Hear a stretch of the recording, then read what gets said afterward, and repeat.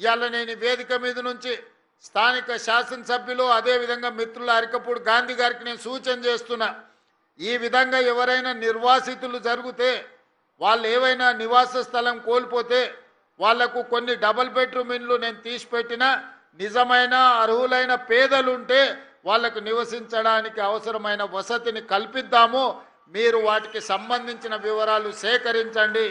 ఏ పేదవాడిని ఇబ్బంది చేయడం, ఏ పేదవాడి ఇల్లు కూలగొట్టడం మన ప్రభుత్వం యొక్క ఉద్దేశం కాదు.